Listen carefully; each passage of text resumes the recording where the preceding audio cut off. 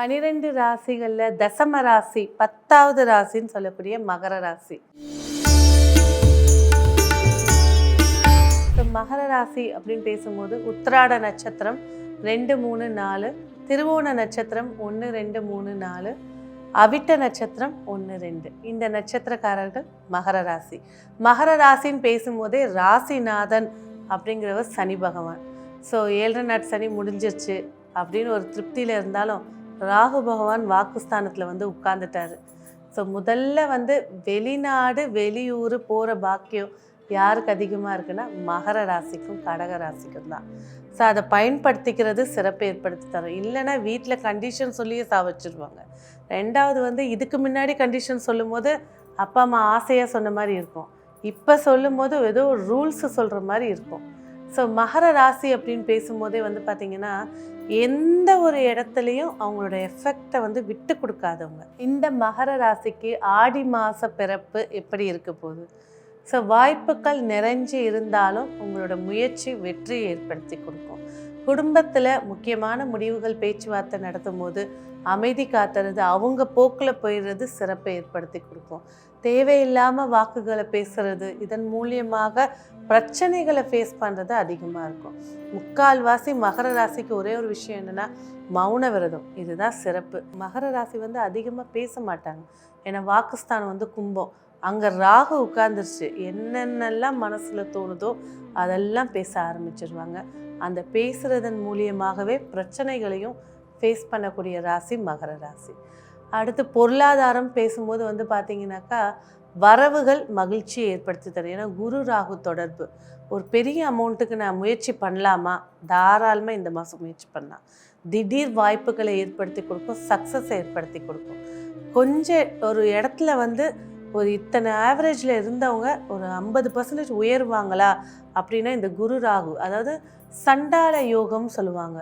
குரு ராகு ஒரு ஜாதகத்தில் சேர்க்கை பெற்றிருந்தாலும் சரி, கோச்சாரத்தில் திரிகோணத்தில் தொடர்பு கொண்டாலும் சரி, இந்த சண்டால யோகம் மிகப்பெரிய ஒரு யோகத்தை கொடுக்கும். அதுவும் 40 வயதுக்கு மேலே இருக்கிறவங்களுக்கு இது பொற்காலம்னே சொல்லலாம். அதை பயன்படுத்திக்கிறது நன்மையை ஏற்படுத்தி கொடுக்கும். ஸோ காது சார்ந்த பிரச்சனைகள், காது ஜவ்வு சார்ந்த பிரச்சனைகள், காதில் நீர் வரிகிறது, காது மந்தமாகிறது, அதுதான் முதல் விஷயம். காது பார்த்திங்கன்னா கிட்னியோட வெளிப்பாடு காது.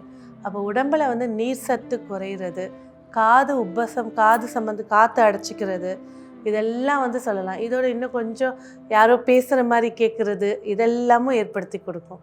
ஸோ இந்த இடங்களில் கொஞ்சம் கவனமாக இருக்கிறது நன்மை ஏற்படுத்தி கொடுக்கும். சிறுதூர பயணங்கள், வாக்கிங் போகிறது நன்மை ஏற்படுத்தி கொடுக்கும்.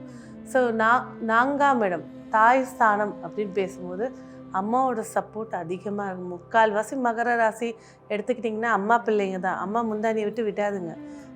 ஆணாக இருக்கட்டும் பெண்ணாக இருக்கட்டும். அம்மாவோட இந்த ராகு அங்கே இருக்கும்போது அம்மாவோட அவ்வளோ எமோஷ்னலான சண்டைகள்.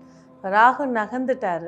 அம்மாவோட பாசங்கள் பகிர்ந்து கொள்ளக்கூடிய காலகட்டம் இது. அம்மாவோட ஆரோக்கியத்தில் அக்கறை காட்ட வேண்டிய காலகட்டம் இது. ஸோ பிள்ளைகள் அப்படின்னு எடுக்கும்போது பார்த்திங்கனாக்கா கண்டிப்பாக ஒரு வாரிசை உருவாக்கி கொடுக்கக்கூடிய மாதமாக இது அமைச்சு தரப்போது. வீட்டில் பெண் குழந்தை இருக்கக்கூடியவங்க இன்னும் கொஞ்சம் மகிழ்ச்சியாக வாழக்கூடிய வாய்ப்பை ஏற்படுத்தி தரப்போகுது. ஸோ ஒரு சிலருக்கு லேட்டாக பிறந்திருக்கும், ஒரு சிலருக்கு சீக்கிரம் பிறந்திருக்கும். ஆனால் பெண் குழந்தைய வாரிசு வச்சுருக்கிறவங்களுக்கு லக்ஷ்மி யோகத்தை ஏற்படுத்தி கொடுக்க போகுது. உடனே ஆண் குழந்தைகளை திட்டிடாதீங்க. இந்த கிரக சேர்க்கை நன்மையை ஏற்படுத்தி கொடுக்க போகுது. நோய் அப்படின்னு பேசும்போது பார்த்திங்கனாக்கா கண்டிப்பாக கவனமாக இருக்க வேண்டியது வீசிங். இதுதான் மகர ராசிக்கு உண்டான ஒரு மைனஸ். சுவாச சம்பந்தப்பட்ட பிரச்சனைகள், சுவாச சம்பந்தப்பட்டது. அதே போல் சளி அதிகமாக கோத்துட்டு மூச்சு விட முடியாமல் அவஸ்தைப்படுறவங்க அப்படின்னா மகர ராசி ஃபஸ்ட்டு சொல்லியிருந்தேன். ஸோ அது சார்ந்த விஷயத்தில் கவனம். அதுலேயும் ஒரு 50 வயசுக்கு மேலே 60 வயசுக்கு மேலே இருக்கக்கூடியவங்க இந்த சளி ரொம்ப அதிகமாக இருக்குன்னா அதுக்கான மருந்துகளை எடுத்துக்கிறது, இல்லைன்னா உடனே மருத்துவரை போய் பார்க்குறது நன்மை ஏற்படுத்தி தரும். அந்த அடைப்பே சில பிரச்சனைகளை பெருசாக்கி கொடுத்துரும். அதே போல் 6ஆம் இடத்துல குரு உட்கார்ந்துருக்காரு, கேது பகவான் பார்க்குறாரு. ஸோ கடன் ஒன்றை உருவாக்கி கொடுக்கக்கூடிய மாதமாக அது இருக்க போகுது. ஒரு சிலருக்கு வாகன லோனாக இருக்கலாம், ஒரு சிலருக்கு மெடிக்கல் லோனாக இருக்கலாம். இந்த 2 சார்ந்த விஷயத்தில் மகர ராசி நேயர்கள் கொஞ்சம் கவனமாக இருக்கிறது சிறப்பை ஏற்படுத்தி தரும். திருமண பேச்சுவார்த்தைகள் அப்படின்னு பேசுகிறத விட திருமணத்தை பற்றி இப்போதைக்கு யோசிக்காமல் இருக்கிறது நன்மையாக இருக்கும். ஏன்னா குடும்பஸ்தானத்தில் ராகு உட்கார்ந்துருக்காரு, நேர் 7ஆம் இடத்துல சூரிய பகவான் உட்கார்ந்துருக்காரு. ஸோ இந்த அமைப்புகள் அமையிற திருமணம் சிறப்பான ஒரு வாழ்க்கையை அமைச்சு கொடுக்காது. ஸோ ஜாதக ரீதியாக சில கிரக சேர்க்கைகள் இருக்குது, அதோட தசாபுத்தி இருக்குன்னா முயற்சி பண்ணுங்கள். இல்லைன்னா இந்த மாதம் அவாய்ட் பண்ணிடுறது சிறப்பாக இருக்கும். இல்லறத்தை பொறுத்த வரைக்கும் ஒரே விஷயந்தான், மௌனம். எவ்வளோக்கு எவ்வளோ மௌனமாக இருக்கீங்களோ ஆடி மாதம் 3ஆவது வாரத்துக்கு மேலே அந்த மௌனத்தோட பதில்கள் மிக சாதகமாக இருக்கும், உங்களை பாராட்டக்கூடியதாக இருக்கும். எடுத்துக்கிறது அது ஆணாக இருந்தாலும் சரி, பெண்ணாக இருந்தாலும் சரி. சரி, அடுத்து 8ஆம் இடத்துல செவ்வாய் கேது. வாகன விபத்தாக இருக்கட்டும், இல்லை வாகன கண்டங்களாக இருக்கட்டும் ஏற்படக்கூடிய வாய்ப்பு இருக்கிறனால ஒரு இன்சூரன்ஸ் போட்டுக்கிறது சிறப்பு ஏற்படுத்தி தரும்.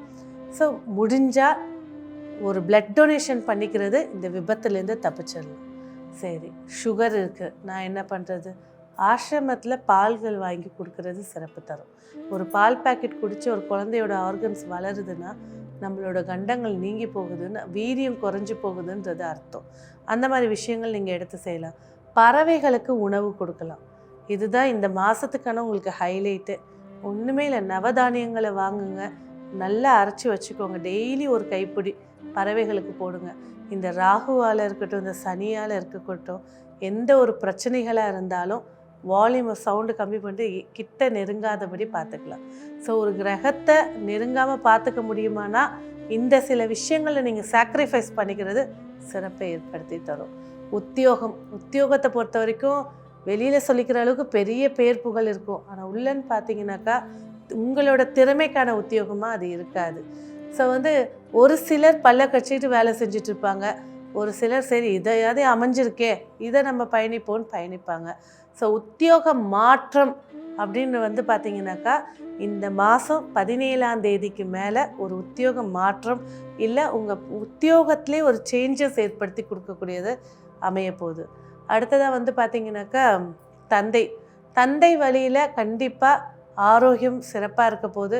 தந்தை வழியில் ஒரு உறவு நீண்ட நாள் கழித்து சந்திக்கக்கூடிய ஒரு உறவாக இருக்கும், சின்ன வயசில் பழகின உறவாக இருக்கும். அவங்க மூலியமாக வரக்கூடிய தகவல் ஒரு முன்னேற்றத்துக்கான வாய்ப்புகளை ஏற்படுத்தி கொடுக்க போகுது.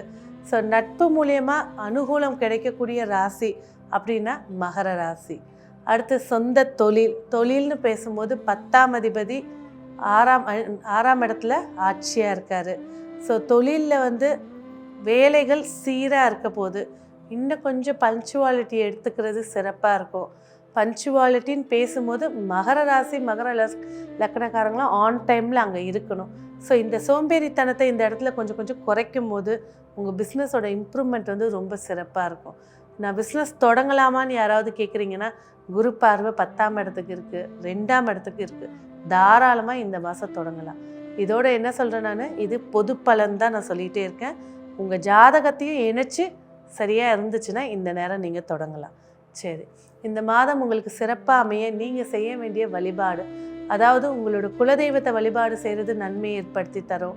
இல்லையா, மகாலட்சுமி வழிபாடு, பெசன் நகரில் இருக்கக்கூடிய மகாலட்சுமிக்கு போனாலும் சரி, இல்லை எங்கள் ஊரில் இருக்கக்கூடிய சிவ ஆலயத்தில் இருக்கக்கூடிய, நீங்கள் எந்த சிவ ஆலயத்துக்கு போனாலும் அங்கே மகாலட்சுமி சிலை இருக்கும். ஏன்னா சிவன்கிட்டேருந்து வரம் வாங்கினவர்கள் தான் குபேரரும் மகாலட்சுமியும். அதனால் எல்லா சிவ ஆலயங்களையும் மகாலட்சுமி சிலை வச்சுருப்பாங்க. அந்த கோவிலில் போயிட்டு ஒரு தீபம் ஏற்றுங்க, நெய் தீபம் ஏற்றி வழிபாடு செய்கிறது நன்மை ஏற்படுத்தி தரும். இது முடியாதவங்க, கால் ஊனமுற்றவர்கள், நடக்க முடியாமல் ஊனமுற்றவர்களுக்கு உங்களால் முடிஞ்ச ஒரு உதவி. ஸோ ஒரு கால் கேம்பை நிறைய இடத்துல கவர்மெண்ட்டில் ஃப்ரீயாகவே தராங்க. அந்த இடத்த கை காட்டி கொடுத்தா கூட அவங்களுக்கு நன்மை ஏற்படுத்தி கொடுக்கும். இல்லை அவங்களோட அத்தியாவசிய தேவை ஏதாவது ஒன்று உங்களோட பொருளாதார நிலைக்கு ஏற்றபடி உதவி செய்கிறது சிறப்பு ஏற்படுத்தி கொடுக்கும். நன்றி.